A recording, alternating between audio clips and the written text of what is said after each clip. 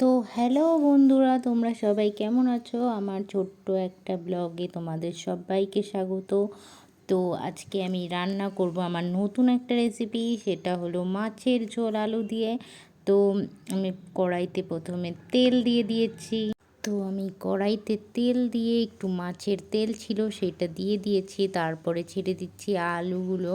তো আলুগুলো আমার ভালো করে ভাজতে হবে, মানে ভাজাটা ভালো হলে তরকারিটাও ভালো হয়। বন্ধুরা, তোমরা তো জানোই, কারণ তোমরা সবাই রান্না করো কম বেশি, তো সবারই একটা আইডিয়া আছে।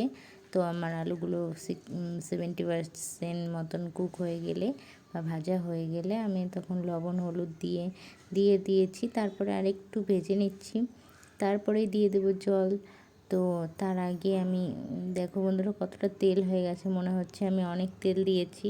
তো তোমাদের মনে হতেই পারে, দিদি তুমি এত তেল কেন দিয়েছো? তো তেল না, ওটা মাছের তেল দিয়েছি বলে এতটা তেল তেল লাগছে। তো তারপরে আমার তরকারিতে আমি জল দিয়ে দিয়েছি, আলুটা ভাজা হয়ে গেছে বলে।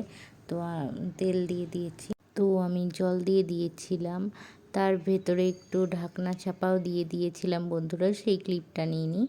তো আমার আলুগুলো অনেকটাই সিদ্ধ হয়ে এসেছে, তো আমি মাছগুলো দিয়ে দিচ্ছি। তো দিয়ে তারপরে একটু জিরে ভেজে রেখেছিলাম, সেটা গুঁড়ো করে দিয়ে দিচ্ছি, কারণ জিরে ভাজা না দিলে মাছের তরকারিটা ভালো লাগে না। তো আমার এই যে ফাইনাল লুক মাছের কেমন হয়েছে বন্ধুরা জানিও, একটু ধনেপাতা ছড়িয়ে দিয়েছিলাম লাস্টে।